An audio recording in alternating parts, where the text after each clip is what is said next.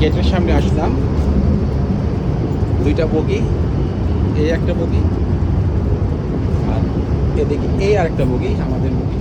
গেটের সামনে luggage storage. মূলত টয়লেটটা দেখার জন্য আমি আসছি। এই টয়লেটটা কেমন দেখা দরকার। এই যে টয়লেট,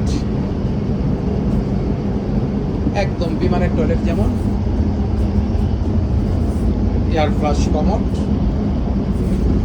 বেসিন, একটা মিরর আছে।